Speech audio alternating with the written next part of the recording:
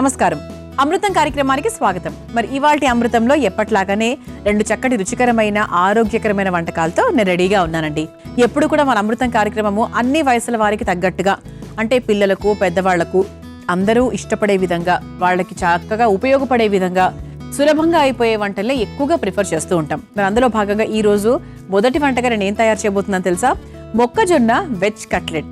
అంటే చక్కగా చల్లగా ఉన్నప్పుడు వాతావరణం ఏదైనా వేడివేడిగా కరకరలాడుతూ తింటే బాగుంటుందని మన మనసుకు అనిపిస్తూ ఉంటుంది. మరి అటువంటి వెరైటీ కట్లెట్ని ఈరోజు మనందరం కూడా నేర్చుకుందాం. ముందుగా మొక్కజొన్న వెజ్ కట్లెట్ తయారు చేసుకోవడానికి కావాల్సిన పదార్థాలు ఏంటో చూపించేస్తున్నాను. మొక్కజొన్న వెజ్ కట్లెట్ తయారు చేసుకోవడానికి కావాల్సిన పదార్థాలు: మొక్కజొన్న గింజలు 1 కప్పు, కొర్రపిండి 1 కప్పు, సన్నగా తరిగిన క్యాప్సికం 1/2 కప్పు, కొత్తిమీర కొద్దిగా, పసుపు 1/2 టేబుల్ స్పూన్, కారం 2 టేబుల్ స్పూన్లు, ధనియాల పొడి 1 టేబుల్ స్పూన్, జీలకర్ర పొడి 1/2 టేబుల్ స్పూన్, ఉప్పు తగినంత, ఉడికించిన బంగాళదుంపలు 2, బ్రెడ్ పౌడర్ 1 కప్పు, మిరియాల పొడి 1/2 టేబుల్ స్పూన్, మొక్కజొన్న పిండి 1/2 కప్పు, నూనె 4 టేబుల్ స్పూన్లు. మొక్కజొన్న వెజ్ కట్లెట్ తయారు చేసుకోవడానికి కావాల్సిన పదార్థాలన్నీ కూడా రెడీగా ఉన్నాయి.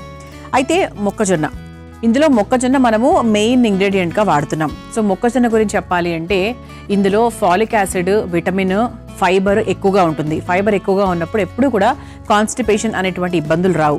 అలాగే ఫైబర్ ఎక్కువగా తీసుకోవడం వల్ల రోజంతా కూడా మనం చాలా యాక్టివ్గా ఉంటాం. మనకి మొక్కజొన్న తీసుకుంటూ ఉండడం వల్ల డయాబెటీస్ లెవెల్స్ అనేవి చాలా వరకు తగ్గుతాయి. అంతేకాకుండా డైజెషన్ చాలా బాగా అవుతుంది, వెయిట్ రెడ్యూస్ అవుతాము. అందుకే చాలా మంది ఏంటంటే డైటింగ్ చేస్తున్న వాళ్ళు ఎక్కువగా మొక్కజొన్న తీసుకుంటూ ఉంటారు. అంటే ఆ సాలెడ్ లాగా తినడము, ఎక్కువగా అది వేసుకుంటూ ఉంటారు. అంతేకాకుండా కొలెస్ట్రాల్ని కూడా తగ్గిస్తుంది. తద్వారా ఏంటంటే హార్ట్ హెల్త్కి కూడా చాలా మంచిది. మరి అటువంటి మొక్కజొన్నతో పాటు మనం బంగాళదుంపలు మిక్స్ చేసి, బంగాళదుంపలు అంటే హై ఇన్ కార్బోహైడ్రేట్స్, పిల్లలందరికీ కూడా చాలా అవసరము, చాలా ఇష్టం కూడా.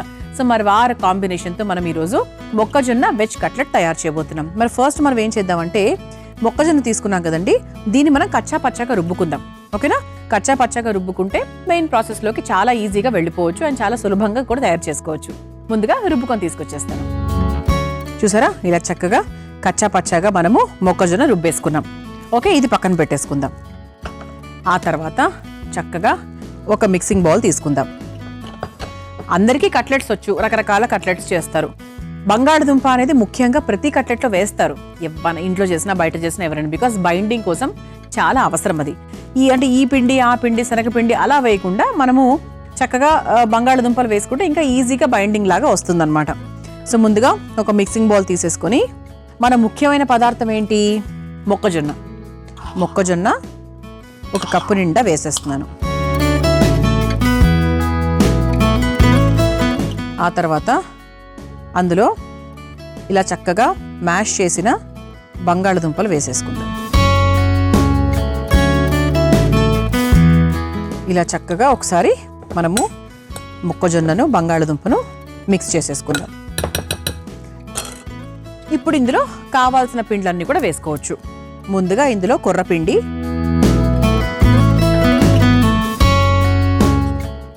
కొంచెం ఆరోగ్యకరంగా ఉంటుందని కొర్రపిండి తీసుకున్నానండి. ఒకవేళ కొర్రపిండి మీ ఇంట్లో లేకపోతే కనుక మీరు వేరే పిండి కూడా తీసుకోవచ్చు. ఆ తర్వాత ఇక స్పైసెస్ కూడా మనం యాడ్ చేసుకోవచ్చు. కొంచెం స్పైసీగా ఉండాలి అంటే కొంచెం ఎక్కువ కారం వేసుకోండి, మీడియం స్పైసీ కావాలంటే తక్కువ వేసుకోండి. కొంచెం మిరియాల పొడి, ఇక మన ఇంట్లో హ్యాపీగా అందరి ఇళ్లలో ఉండేటువంటి జీలకర్ర పొడి, ఆ తర్వాత కాస్త ధనియాల పొడి, దీనికి కావాల్సినంత ఉప్పు, ఆ తర్వాత చాలా సన్నగా కట్ చేసుకున్నటువంటి క్యాప్సికం ముక్కలు, ఆ తర్వాత కొంచెం పసుపు వేసేసుకున్నాం కదా. ఆ తర్వాత చివరిగా కాస్త కొత్తిమీర వేసేసుకుందాం. ఇప్పుడు దీన్ని ఒక్కసారి స్పూన్తో కలిపేసి, నీళ్లు కూడా ఎక్కువ పోయాల్సిన అవసరం లేదండి, ఎందుకంటే మనకి బంగాళదుంపల్లోనే కావాల్సినంత నీరు ఉంటుంది, దాన్ని బట్టి చూసుకొని వేసుకోవాలంతే. చూద్దాం ఎంత నీళ్లు పడుతుందో ఏంటో ఒకసారి చూద్దాం. ఇలా నీళ్లు పోసుకుంటూ కలుపుకోండి. ఎలా రావాలి మనకు? మీ అందరికీ తెలుసు కదా, కబాబ్స్, తిక్కీలు మనం ఎలా తయారు చేసుకుంటామో అంతే కట్లెట్స్ కూడా. సో ఎక్కువ జారుగా ఉంటే రాదు కాబట్టి పక్కన పెట్టేసుకుందాము.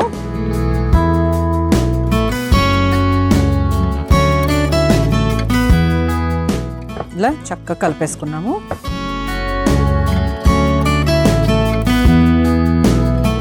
ఇలా మనకు కట్లెట్ మిశ్రమం రెడీగా ఉంది. ఇప్పుడు మనం ఏం చేయాలంటే ఇది మొక్కజొన్న పిండి ఉంది కదండి, మొక్కజొన్న పిండిలో కొంచెం నీళ్లు పోసుకుందాం, చాలా కొంచెం.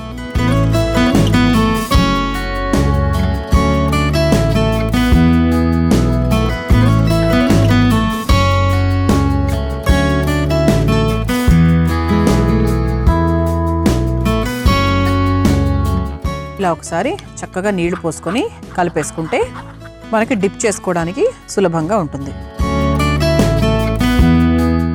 మొక్కజొన్న మిశ్రమం రెడీగా ఉంది. మరోవైపు బ్రెడ్ పౌడర్ కూడా రెడీగా ఉంది. ఇప్పుడు మనం స్టవ్ వెలిగించేసుకుందాం. తవ్వ వేడైన తర్వాత చక్కగా కట్లెట్స్ వేసేసుకోవడమే. చాలా ఈజీ అండి. మీ పిల్లలు ఎప్పుడైనా ఆకలి అన్నారనుకోండి, కొర్రపిండి ఉంటే మహా మంచిది. కొర్రపిండి ఇలాంటివన్నీ కూడా మనం తెచ్చుకొని పెట్టుకోవాలి. అమృతం చూసే ప్రేక్షకులు అయితే 100% పెట్టుకోవాలి. ఎందుకంటే మనం చాలా వంటల్లో కొర్రపిండి వాడుతూ ఉంటాం కాబట్టి కొర్రపిండి అనేది ఎప్పుడూ కూడా మన ఇంట్లో ఉండాలి. కొర్రలు, కొర్రపిండి ఇవన్నీ ఉన్నప్పుడు చక్కనిటువంటి వంటకాలు చెప్పినప్పుడు చేయడానికి చాలా ఈజీగా ఉంటుందన్నమాట. ఇది వేడవుతూ ఉంటుంది. ఈలోపు ఏం చేయాలంటే చేతికి కాస్త నూనె రాసుకుని మనం తయారు చేసుకున్నటువంటి ఈ పిండి ఏదైతే ఉందో దాన్ని కొంచెం మీడియం సైజ్, మరీ పెద్దగా వద్దండి, బాగోదు. అండ్ అలాగే మన డిప్పింగ్కి కూడా కొంచెం కష్టం అవుతుంది. ఇలా తీసుకొని లైట్గా ఇలా ప్రెస్ చేసుకోవాలి. ఇప్పుడు కట్లెట్స్ మీ ఇష్టం అండి, మీకు ఎలా ఇష్టమైతే ఆ షేప్లో తయారు చేసుకోవచ్చు. ఓకే, ఇలా కార్నర్స్ అన్ని క్లోజ్ చేసుకొని మొక్కజొన్న పిండిలో డిప్ చేద్దాం.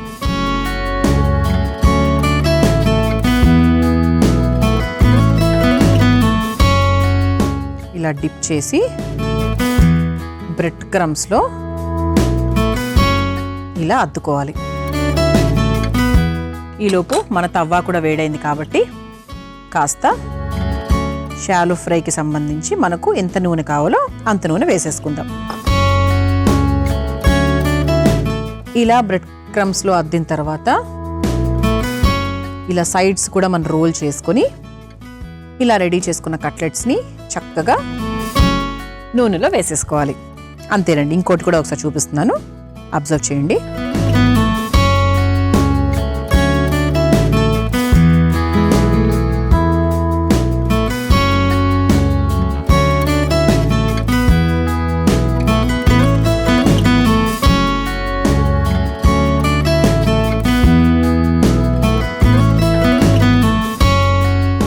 అంతే. నేను జస్ట్ ఒక 4 మాత్రమే తయారు చేస్తున్నాను. అంతే. ఇదే ప్రాసెస్లో మనం హ్యాపీగా మన ఇంట్లోనే రెస్టారెంట్ని తలపించే విధంగా మనం చక్కగా కట్లెట్స్ తయారు చేసుకోవచ్చు. మీరు ఇందులో కావాలంటే కాస్త ఆమ్చూర్ పొడి అలాంటివన్నీ కూడా యాడ్ చేస్తా అంటే చేసుకోవచ్చు. అంటే కొంచెం మనకు చాట్ మసాలా టేస్ట్ అది నచ్చితే గనక మీరు అలా కూడా చేసుకోవచ్చు. Last one. అంటే మొక్కజొన్న పిండిలో అద్దె మనం వేస్తే ఏమవుతుందంటే మనకి మంచి బైండింగ్ వస్తుందన్నమాట. అంటే ఒక మంచి కోట్ లాగా వస్తుంది, బాగుంటుంది, కరకరలాడుతూ వస్తుంది, రుచికరంగా కూడా ఉంటుంది.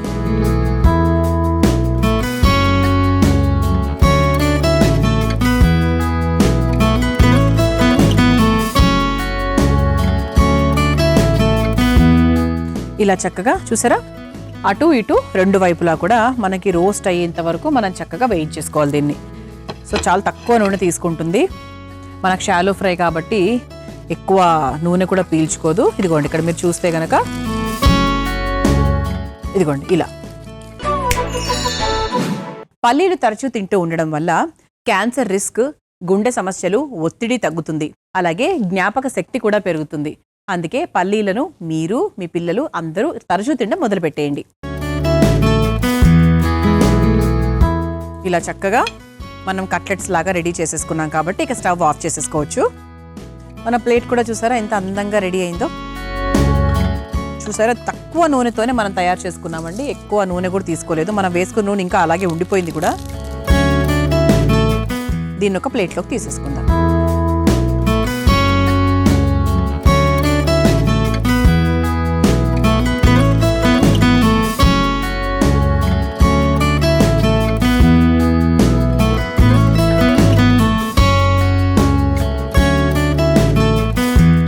ఇలా చక్కగా వేడివేడిగా కరకరలాడే మొక్కజొన్న వెజ్ కట్లెట్ తయారైపోయింది. మీరు తయారు చేసుకోవాలనుకుంటే కావాల్సిన పదార్థాలు తయారు చేసుకునే విధానం మరొకసారి చూసేయండి. మొక్కజొన్న వెజ్ కట్లెట్ తయారు చేసుకోవడానికి కావాల్సిన పదార్థాలు: మొక్కజొన్న గింజలు 1 కప్పు, కొర్రపిండి 1 కప్పు, సన్నగా తరిగిన క్యాప్సికం 1/2 కప్పు, కొత్తిమీర కొద్దిగా, పసుపు 1/2 టేబుల్ స్పూన్, కారం 2 టేబుల్ స్పూన్లు, ధనియాల పొడి 1 టేబుల్ స్పూన్, జీలకర్ర పొడి 1/2 టేబుల్ స్పూన్, ఉప్పు తగినంత, ఉడికించిన బంగాళదుంపలు 2, బ్రెడ్ పౌడర్ 1 కప్పు, మిరియాల పొడి 1/2 టేబుల్ స్పూన్, మొక్కజొన్న పిండి 1/2 కప్పు, నూనె 4 టేబుల్ స్పూన్లు. మొక్కజొన్న వెజ్ కట్లెట్ తయారు చేసుకునే విధానం: ముందుగా మొక్కజొన్న గింజల్ని కచ్చా పచ్చాగా రుబ్బుకొని ఒక మిక్సింగ్ బౌల్లోకి తీసుకోవాలి. అందులో ఉడికించుకొని పెట్టుకున్న బంగాళదుంప ముక్కలు వేసి మెదుపుకోవాలి. ఆ తర్వాత అందులో కుర్రపిండి, కాస్త కారం, మిరియాల పొడి, జీలకర్ర పొడి, ధనియాల పొడి, సరిపడా ఉప్పు, సన్నగా తరిగిన క్యాప్సికం, కొంచెం పసుపు, కొత్తిమీర వేసి కొంచెం నీళ్లు పోసి కలిపి పెట్టుకోవాలి. ఇప్పుడు మొక్కజొన్న పిండిలో నీళ్లు పోసి బాగా కలుపుకోవాలి. ఇప్పుడు స్టవ్ వెలిగించి తవ్వాలో నూనె వేసి వేడైన తర్వాత కలిపి పెట్టుకున్న మొక్కజొన్న పిండిని చేతికి నూనె రాసుకొని చిన్న కట్లెట్స్ లాగా ఒత్తుకొని కార్న్ఫ్లోర్ మిశ్రమంలో ముంచి బ్రెడ్ పౌడర్లో అద్ది తవ్వాపై వేసి 2 వైపులా కాల్చుకొని ఒక సర్వింగ్ ప్లేట్లోకి తీసుకొని సర్వ్ చేసుకుంటే మొక్కజొన్న వెజ్ కట్లెట్ రెడీ.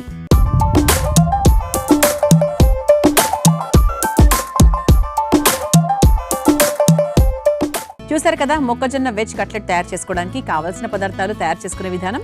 రుచి చూసి ఎలా ఉందో చెప్తాను.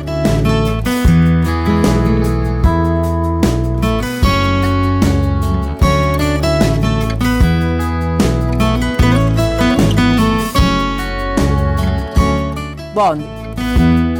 ఆమ్చూరు పొడి అదేం వేయలేదు, అయినప్పటికీ కూడా కొంచెం ఆ కట్టామీట టేస్ట్ ఎలాగో వచ్చింది. బాగుందండి. చక్కగా ఇంట్లో ఉండేటువంటి పదార్థాలతోనే మనము చక్కగా మొక్కజొన్న కాంబినేషన్లో బంగాళదుంపలు ఉపయోగించి చేస్తున్నాం కదా.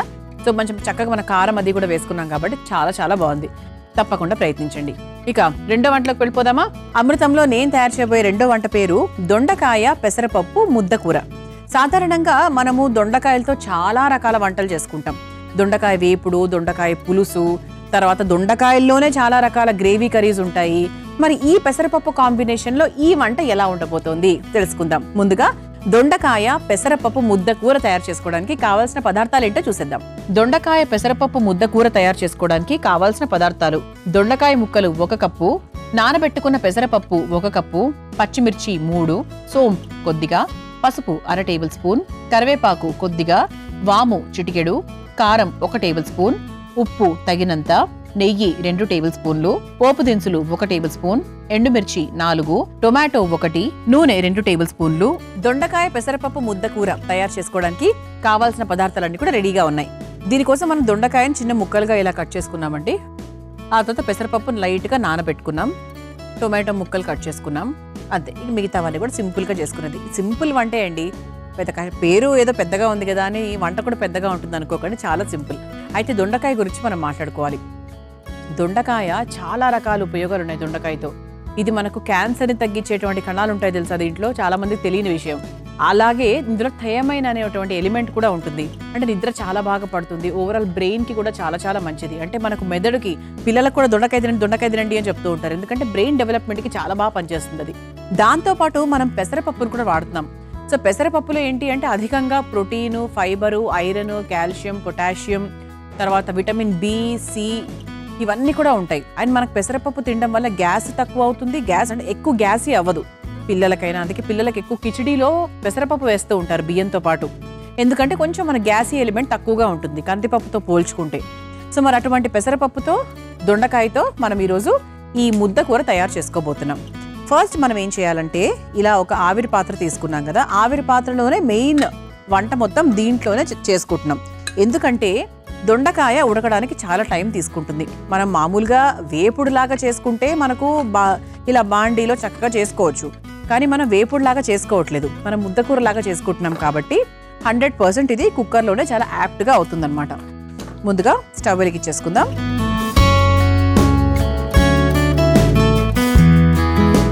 ఇలా ఈ ఆవిరి పాత్రలోనే మనకు కావాల్సినవన్నీ కూడా వేసుకోవాలి.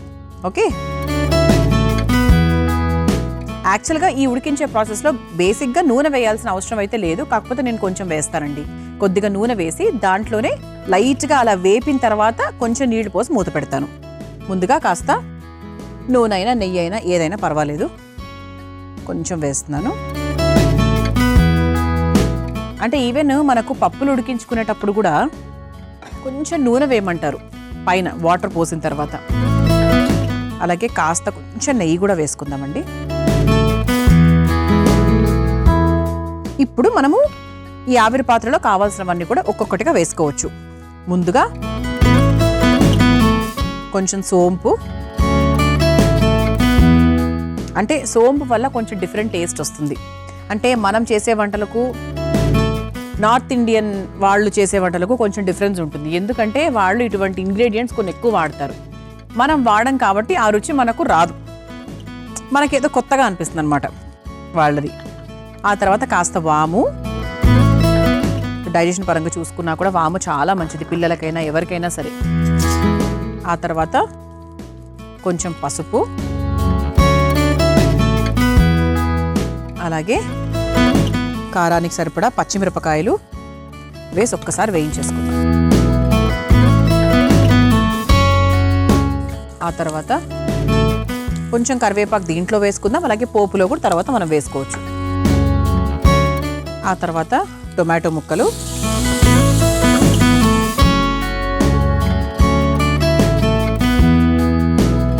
టొమాటో ముక్కలు వేసేసుకున్నాం కదా. ఆ తర్వాత నానబెట్టుకున్నటువంటి పెసరపప్పు, ఎప్పుడు కూడా పప్పులు నానబెట్టుకుంటే చాలా ఫాస్ట్గా అవుతుంది అండ్ చాలా టేస్టీగా అవుతుంది అందుకనమాట. ఆ తర్వాత పెసరపప్పు మొత్తం వేసేస్తున్నానండి. ఆల్మోస్ట్ ఒక కప్పు నిండా వేసేసాను, ముద్ద కూర అన్నాం కదా అందుకు.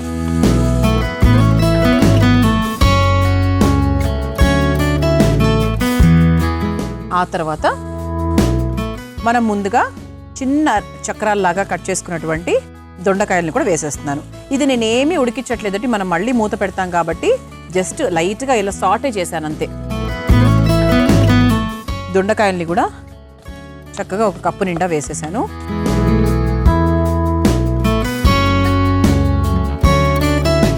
ఇందులో ప్రస్తుతానికి నేను ఉప్పు వేయను, ఎందుకంటే ఉప్పు వేయడం వల్ల అప్పుడప్పుడు కూర సరిగ్గా ఉడకకపోవడము, పప్పు లేటుగా ఉడకడము అలా జరుగుతుంది కాబట్టి ప్రస్తుతానికి నేను ఉప్పు అయితే ఏం వేయట్లేదు, కారం మాత్రం వేస్తున్నాను.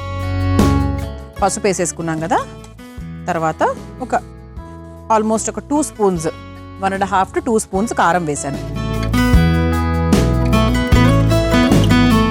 కొన్ని పచ్చిమిరపకాయలు వేసుకున్నాం కదా, అంటే కొంచెం కారం కూడా దానికి సమానంగా వేసుకున్నాం.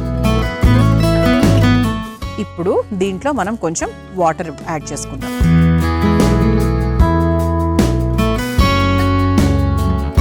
ఇలా కలుపుకుంటే మనకి ఎంత కావాలి ఏంటి అని క్లారిటీ వస్తుంది.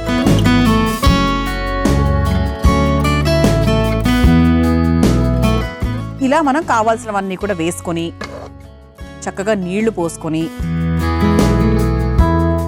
మూత పెట్టేసి విజిల్ పెట్టేసుకుందాం. ఇలా చక్కగా విజిల్ పెట్టేసుకున్నాం. అయితే ఇప్పుడు ఇది ఇలా పేస్టీగా అవ్వాల్సిన అవసరం లేదు. సో ముద్ద కూర అంటే నార్మల్గా చక్కగా అంటే మనకి లైట్ ఉడికితే సరిపోతుంది 90% వరకు. పేస్ట్గా ఇలా మన కిచిడీలాగా అలా అవ్వాల్సిన అవసరం లేదు, ఎందుకంటే ఇది కూర కాబట్టి కూరలాగానే అవ్వాలి. ఓకే, సో దీని తర్వాత మనం చక్కగా పోపు వేసేసుకోవడమే. చాలా సులభం అండి, ఎందుకంటే దొండకాయ పెసరపప్పు కాంబినేషన్ చాలా బాగుంటుంది.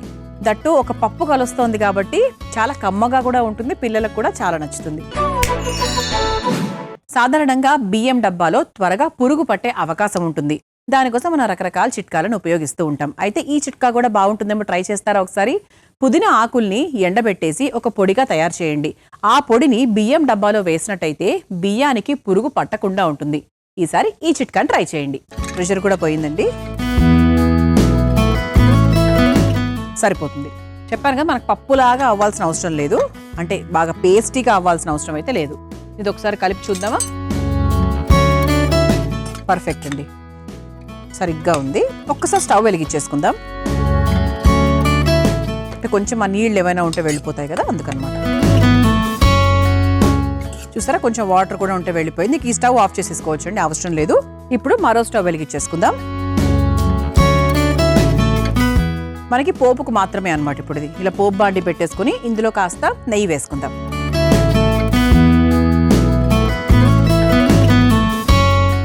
నెయ్యితో పోపేస్తే కమ్మగా ఉంటుంది కదా, అదనమాట.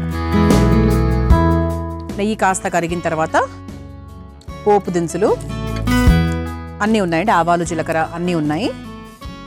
ఆ తర్వాత ఎండుమిరపకాయలు,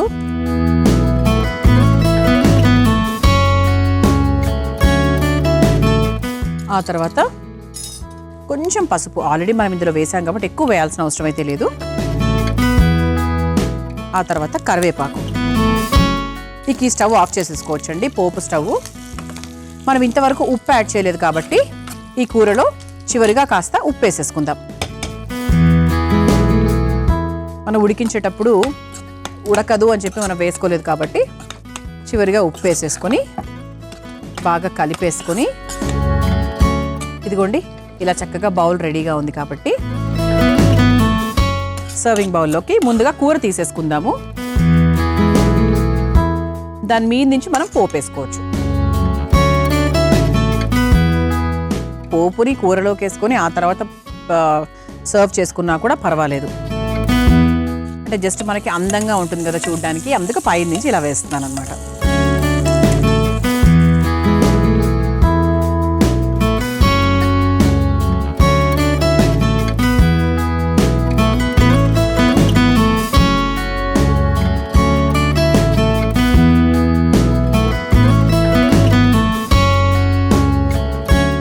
ఇలా చక్కటి కమ్మటి అని చెప్తానండి 100%. ఎందుకంటే ఏ పప్పులు వేసి ఉడికించినా కూడా ఆ వంట చాలా కమ్మగా ఉంటుంది.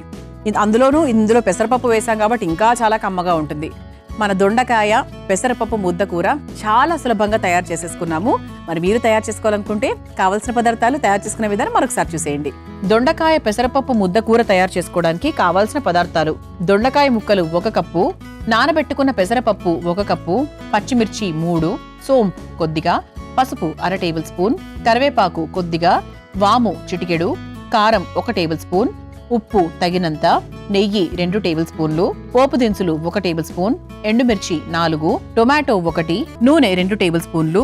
దొండకాయ పెసరపప్పు ముద్ద కూర తయారు చేసుకునే విధానం: ముందుగా స్టవ్ వెలిగించి ఆవిరి పాత్రలో నూనె పోసి వేడైన తర్వాత అందులో కొంచెం సోంపు, వాము, పసుపు, పచ్చిమిర్చి, కరివేపాకు, టొమాటో ముక్కలు, నానబెట్టుకున్న పెసరపప్పు, దొండకాయ ముక్కలు, కొంచెం కారం వేసి కాస్త వేగిన తర్వాత నీళ్లు పోసి కలిపి మూత పెట్టి ఆవిరి మీద ఉడికించుకోవాలి. తర్వాత అందులో కాస్త ఉప్పు వేసి కలిపి పక్కన పెట్టుకోవాలి. ఇప్పుడు మరో స్టవ్ ఆన్ చేసి పాన్ లో కాస్త నెయ్యి వేసి కరిగిన తర్వాత అందులో పోపు దినుసులు, ఎండుమిర్చి, పసుపు, కరివేపాకు వేసి వేయించుకోవాలి. ఇప్పుడు ఉడికించుకున్న దొండకాయ మిశ్రమాన్ని ఒక సర్వింగ్ బౌల్లోకి తీసుకుని వేయించుకున్న పోపు వేసి సర్వ్ చేసుకుంటే ఎంతో రుచికరమైన దొండకాయ పెసరపప్పు ముద్ద కూర రెడీ.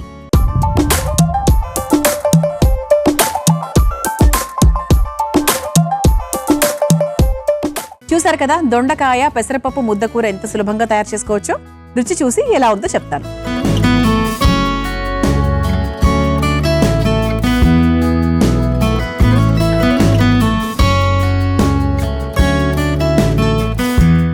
ఆహా, అదిరిపోయిందండి. అసలు పైనుంచి ఇప్పుడిప్పుడే పోపు వేసుకున్నాం, అది కూడా నెయ్యి పోపు కదా. నెయ్యి పోపు వల్ల ఒక కమ్మదనము, పెసరపప్పు వల్ల ఒక కమ్మదనము. ఓవరాల్గా చాలా బాగుంది. అంటే నేను వేసిన కారం కూడా కరెక్ట్గా సరిపోయింది, తక్కువ లేదు ఎక్కువ లేదు, బాగుంది. తప్పకుండా మీరు కూడా ఈ విధంగా ప్రయత్నించండి. చూసారు కదా ఇవాటి అమృతంలో నేను పరిచయం చేసిన ఈ 2 వంటకాలు. రేపటి అమృతంలో మరో 2 వంటకాలతో మళ్ళీ కలుసుకుందాం. అంతవరకు సెలవు, నమస్కారం. ఈ కార్యక్రమాన్ని తిరిగి చూడాలనుకుంటే www.youtube.com/ETV Life Spiritual లో చూడవచ్చు.